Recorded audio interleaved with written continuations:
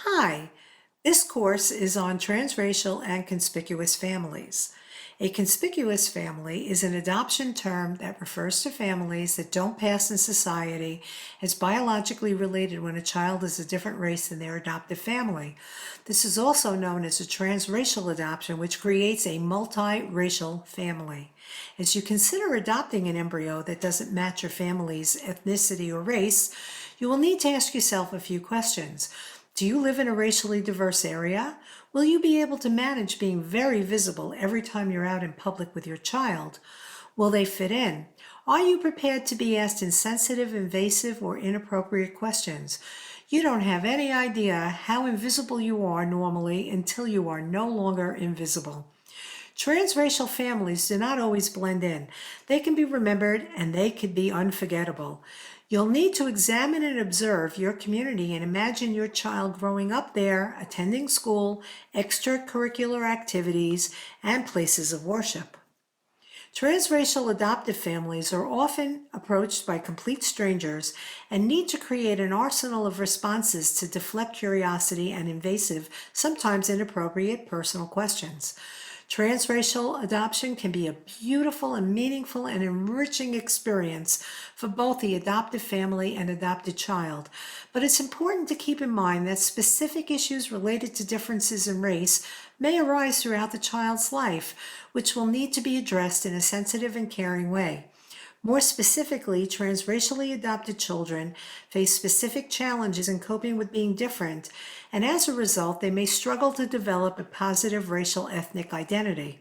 Your child doesn't want to feel the need to choose between their racial identity and the identity as a member of your family. Parents who adopt children of a different race often believe because they're colorblind, their child will pretty much go unnoticed within their circle of family and friends and don't often feel it's necessary to point out their ethnic differences. Being colorblind is not helpful to your child, but being color aware is. A young child who looks different than their family becomes aware that they're viewed in a different way than a child who matches the ethnicity of their family. They'll experience curiosity, questions, looks, and prejudice simply because of what they look like. Parents must be aware of what their child will encounter, and they need to prepare their child by starting at home, educating them, and giving them tools necessary to navigate through a world that notices color before they notice the person. There's a lot of bias and prejudice demonstrated by comments like, he's going to be a great football or basketball player, she's going to be a wonderful mathematician, she will be a great gymnast. The hope for our children is for them to live in a world where society recognizes, appreciates, and respects all racial identities. Parents need to prepare their children for the world where that is not the norm. When Caucasian families adopt a child of color, they can't raise that child as though they were their Caucasian birth child. Parents need to be aware of what their child will need in order to live in our current society successfully as a transracially adopted person. That means they need to adjust the culture within their family of origin because love is not enough. Families who adopt generally accept that race is important and that it does matter in how they raise their children and prepare themselves and seek support in raising children of color. A transracial family has an important responsibility to ensure their child never has to feel a need to choose between racial identity and their identity as a family member. In order to achieve a balance for your child, it's important to expose yourself to your child's racial culture. To maintain your child's culture, it's vital to become educated about it and incorporate it into your family's culture. Often parents consider sending their children to a culture camp, which can be a wonderful experience and an appropriate way to increase exposure to other children they look like as well as adults. However, this needs to be done in your day-to-day lives as well. Ethnic religious services or professional clubs may be opportunities that your family will benefit from. Learning about and celebrating holidays, cooking ethnic foods, reading books, and watching movies that are about or include your child's ethnicity and culture is important to incorporate into your family. Transracial adoption is part of contemporary American life. For the past 40 years, international adoption as well as foster care adoptions, helped create millions of multiracial families. In the majority of these adoptions, both domestic and international Caucasian parents adopted children of color. This has greatly impacted society, and how we look at a family today is very different than how a family was looked at several years ago. Although the number of conspicuous families are huge, very little is known about how the societal change affects Asian, Hispanic, and African American children.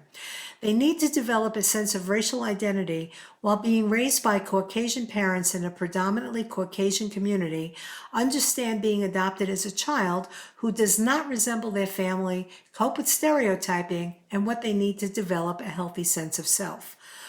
When I adopted my Russian-born children in 1996, they were 3, 4, and 5 years old. Adopting children from orphanages in Russia had just opened up. Therefore, it was very uncommon to know of any families that adopted from Russia, let alone 3 children at one time. Although we resembled one another, we were easily recognized as unusual and drew attention whenever we left the house, because the children would cling to me out of fear. They came from a very isolated and institutionalized environment, and were now in a world of very strange visuals, sounds, and smells. Because they only spoke Russian, and the best way to communicate with them at that time was through pantomime and gestures, we also got a lot of attention because of that. When they spoke Russian, people would stop and stare because we were a curiosity, especially when I would respond in English, as it was assumed that I too was Russian if the children were. We were not transracial, but we were definitely conspicuous.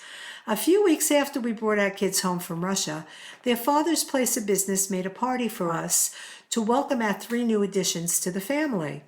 I brought the children to his office. They had never been in an elevator before, and when we stepped onto one, the children became frightened and were holding on to me for dear life, and in loud voices they were excitedly talking with each other in Russian about what they were experiencing.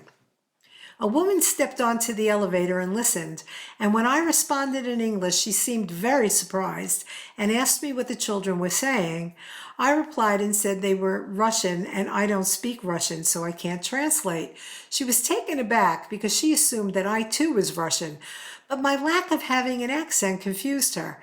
She asked how they got here. I said they were recently adopted. She continued to ask me questions. Where did they live? Why did they end up adopted? Were they with a family or in an orphanage? I started answering her, and then I stopped as I realized how inappropriate it was for a total stranger to be asking such personal questions. Fortunately, we had needed to get off the elevator at that point. As I shared what just occurred with their father, it dawned on me that I needed to be prepared for moments like what just happened, and how important it was for me to protect my children's story from people who really didn't care but were just curious. Had my children been able to understand what she was asking, it could have been very hurtful and embarrassing for them.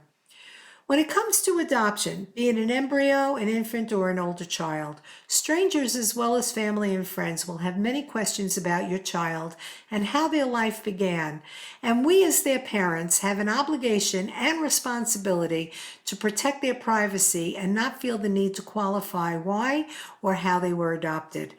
It's important to understand that seeing or acknowledging race, ethnicity, or culture does not make someone a racist.